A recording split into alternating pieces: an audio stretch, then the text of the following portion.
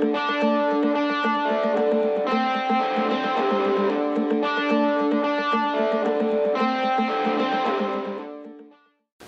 5 training mistakes. We're going to go over them today. These are the top 5 things that we see most commonly in our training programs that people just screw up. These are the exercises that people do that, and the way that they do them, that get them hurt. And I want to tell you in the next 5 minutes how to show you what they look like so that you can avoid them. First, we're going to go over a squat. I'm going to show you 2 versions. One's with a barbell, one's with a kettlebell. So we'll get both kind of more advanced levels as well as the beginners. So with a barbell, with a back squat, probably the most common mistake we see, if you watch the bar as I come down, it's going to trail forward, so I have a lot of stress on my low back, okay? With a squat, we generally want to see that bar drop straight down and come straight up. So when we're squatting, we want to avoid that bar dropping forward. If we have that bar on a straight line, that bar should generally just drop down and come up. We want to avoid the butt arching out back this way, which puts a lot of stress on the low back. Elbows being up tend to promote that. We want to think of our elbows being underneath so we can drop more straight down, okay? With a kettlebell, so if you're doing a goblet squat, a lot of times we will see this rounding of the upper back. We really want to make sure we're sitting straight down, keeping that upper back nice and straight. So for squatting, watch your back rounding on a goblet squat. If you're using a barbell, definitely watch that bar tracking forward and backwards. It should be relatively straight up and down.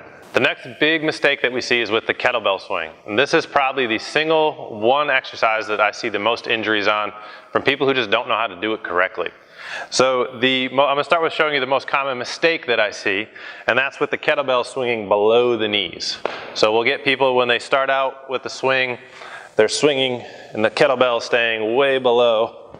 The kettlebell is swinging them and they're just trying to hold on for dear life. That's going to put a lot of stress in your low back. It is not a strong position at all and is definitely not how the exercise is intended to be used. If we're doing it correctly, the shoulders will always be above the hips. The kettlebell will always be pretty much right at knee level, if not a little bit above. It's going to be a compact, explosive drive from the hips, and our spine will stay actually pretty stiff. All the movement will come from our hips. So proper position to set up is here. The only swing where that kettlebell comes below is my initial pull back into my hips. And then from there, that kettlebell is staying at or above knee height. You can see all my drive is coming from my hips. And then when I dismount, I'm back into my hips, protecting my low back as I do that. Now there is another form of kettlebell swing where you'll see a little bit more of a squat based. You'll even see the kettlebell come up overhead. I really advise you to be very careful with this one. As it comes up, the higher it goes up, law of gravity, it must come down. So you have to be able to make sure you control that. And if that kettlebell really swings below and you're not controlling your back, a lot of chance of injury for that. The kettlebell swing, really when we're working on a hinge position, is all from hips. It really doesn't need to come up very high. If your arms are like spaghetti, it probably just comes up to maybe belly button height. Protect yourself against that most common mistake, and you'll be so much less likely to have a back injury. The deadlift, this is another big exercise where we have lots of issues with technique. I'm going to show you a couple of the most common things that we see with it.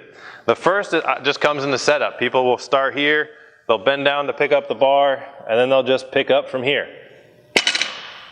That's asking and just waiting for a disc to just destroy it, to destroy your day in terms of how you're feeling. We got to make sure that when we're lifting, our spine is not dynamically moving throughout the lift. When we start bent and then we stand up, we're starting with a flexed spine and then we're extending it up. So the first step to avoid that is just start with your shins pretty much right at the bar right at your shins. And then don't think about falling down to the bar. Think about sticking your hips back, push them back, until your hands just kind of get to that bar. Chest is out over the bar at that position, but my shoulders are still higher than my hips. From there, the number one mistake is people don't create tension. So they'll get to a good setup position, and then they'll do that when they go to lift. They haven't created tension in their low back or in their back at all. They haven't created tension through their spine. They're not trying to bend the bar. So the way to avoid this mistake, you have your good setup, you're ready to go, create tension through your body, lock the lats down, good breathing technique, breathe in, driving out as you come up, and then down.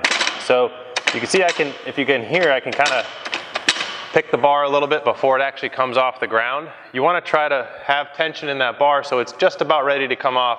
So when you do actually start the lift, you don't have that initial pull sound, that kind of racketing sound. It comes up nice and cleanly off the ground, and we don't see that bulge in the back. The last most common issue that we see with the deadlift, people may get a good setup, they'll create tension well, they'll drive up, but then as they go down, they bend their knees first and it pushes this bar out and around their legs. So what we want to make sure as we're doing our deadlift, as you come up, our first move is back so that bar slides down the legs, just like the squat with that bar going straight up and straight down. The bench press is another exercise where we see a very, very common mistake. And it actually comes out of the sport performance world where the technique actually is taught for performance measures. But when it comes to the general public, we're actually putting our shoulders at really significant risk. So if you're watching a professional weightlifting competition, as they come down, you'll bounce it off the chest, they'll touch the chest and bounce it up. Come down, bounce it up. So they can actually use that to leverage. They'll also arch their back pretty high up to decrease how far the bar has to extend, and that will also, it gives them a performance advantage in terms of being able to push more weight and move it through.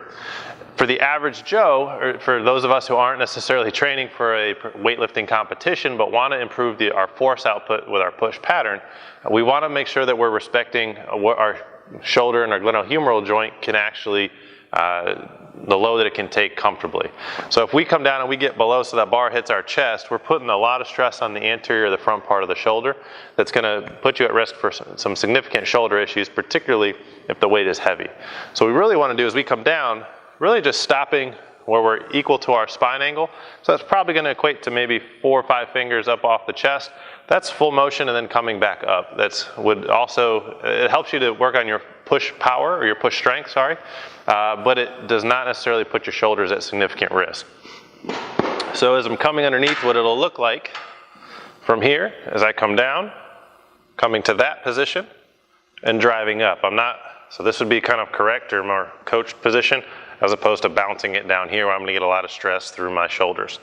The other potential issue that we see very often is bar path, and we'll see as we come down, the bar tracks up here towards our neck instead of more down in a more centrated shoulder position, or basically puts our shoulder in a much better position with our arms at more of a 45-degree angle instead of being up here, more down to that position. Also protects our shoulders there. So hopefully that helps you. The two most common issues that we see with bench press, coming too low and coming too high in terms of up towards our chin and getting too far back, so we put stress on our shoulders. Push-ups are a very commonly prescribed exercise, particularly for our young athletes or people who are just getting into strength training. And not only does it help to work on our push strength, but it also works on core control. Push-up is actually a core exercise in that you can't move your arms up and down with proper position unless you are strong through your core and able to create some spinal stiffness. So when people start doing push-ups, particularly kids, what we'll see is from this position, they'll get up here, and then as they come down, their elbows will come really far up to the side. We may see their butt sag too. That's the other big issue that we see, is kind of hips going up and down. What we want to see, so obviously the regression would be going down to the knees, and they come down and they still come up here. What we want to try to coach them is that as they go down, those elbows come down a little bit more on a 45-degree angle relative to the shoulder. So instead of being up here, which is an internally rotated, very weak position, but will make the push-up feel easier and they can do a lot more, we want to be actually, we call it externally rotated a little bit and down to the side, which is going to protect the shoulder joint. Very similar to the issues that we talk about when we talk about common problems with the bench press.